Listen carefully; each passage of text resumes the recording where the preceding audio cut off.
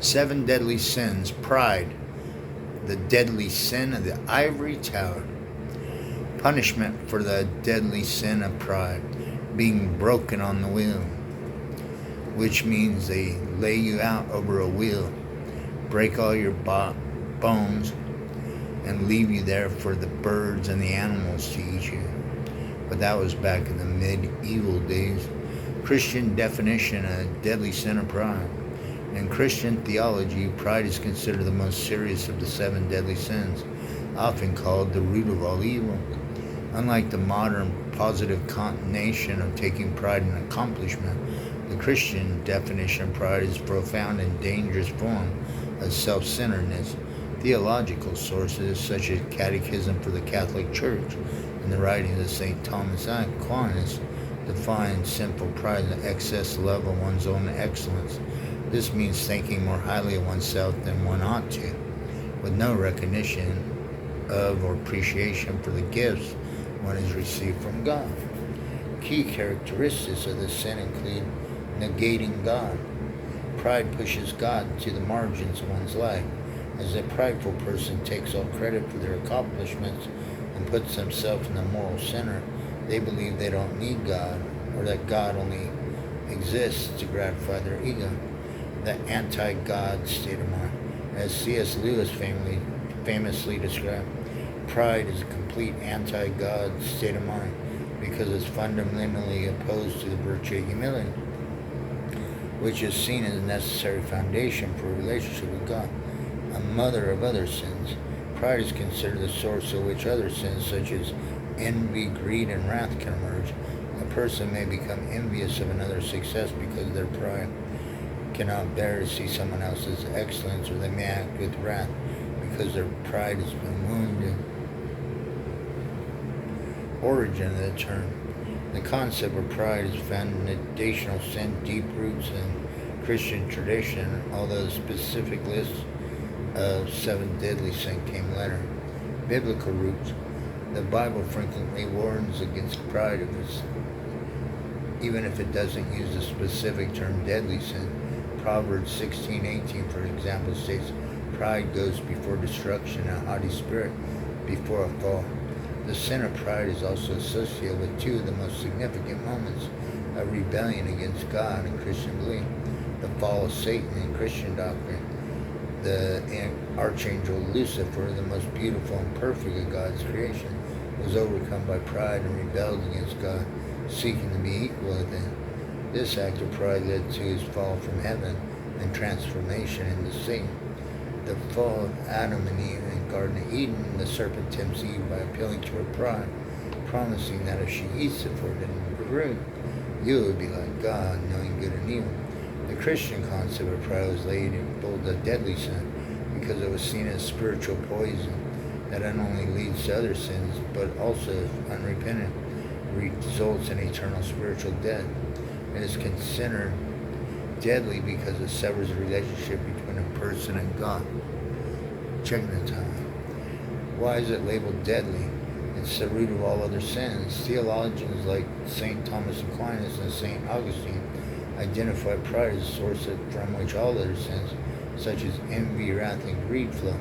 This is because pride is fundamentally an act of self-idolatry. When a person believes they're a source of their own goodness or success, they reject God's authority and place themselves in His position. This self-centeredness then becomes the fertile ground for other vices. Envy arises when a proud person cannot bear to see someone else's good fortune. Wrath can stem from a wounded ego when a proud person feels disrespected or their supposed superiority is challenged. Greed is desire for possessions to reinforce one's own sense of importance and power. It contradicts humility, the foundation of faith. In Christian theology, humility is the recognition that all good things come from God. It acknowledges one's dependence on God's grace. Pride is a direct opposite of this. It is a rejection of that dependence. As C.S. Lewis famously wrote, pride is a complete anti-God state of mind because pride is fundamentally opposed to the central virtue of humility. It is the ultimate obstacle with our relationship with God.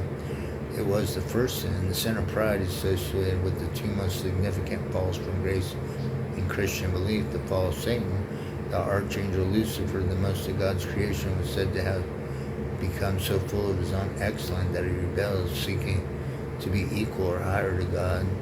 This act of superbia,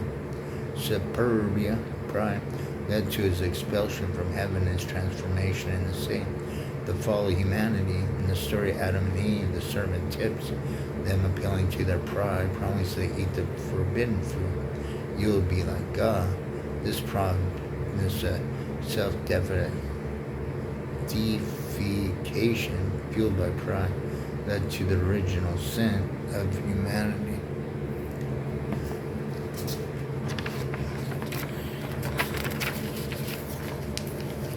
Proverbs 16:18. Pride goes before destruction, and a haughty spirit is a fall. It was pride that changed angels into devils. It is humility that makes men as angels. In Christian theology, the sin of pride is not easily categorized as either a passive or carnal sin in the conventional sense of the terms. Instead, it's a spiritual sin, which makes it fundamentally distinct and from other traditions, far more dangerous than the other two types. Why pride is a spiritual sin? Theologians have consistently classified pride as a spiritual sin because it does not originate from the body or lack of action. Rather, it's an offense of the will and the intellect. It is an inversion of the will. Pride is a deliberate act of will to place oneself at the center of reality above God. It is a fundamental refusal to acknowledge God as the ultimate source of good. It makes it a direct assault on the proper order of creation. While a person may commit a cardinal sin out of weakness, struggling with lust, a person commits the sin of pride out of a conscious, albeit often subtle, act of the will. It's the mother of all vices, unlike a passive sin, which can be a failure to act, or a cardinal sin, which can be a temporary weakness. Pride is a complete state of being. It is the root from which all other sins can grow. A person commits lust or gluttony, cardinal sins, because they believe their own desires are more important than God's law. This is a manifestation of pride.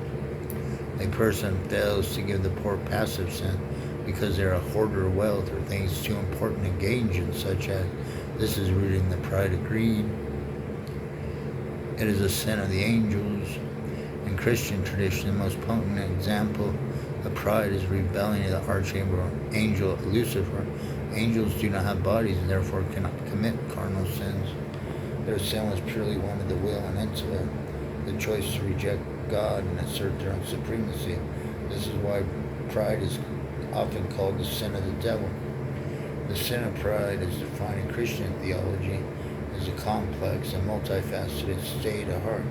Its motivations are not simple, and they lie in a deep-seated spiritual and psychological disorder.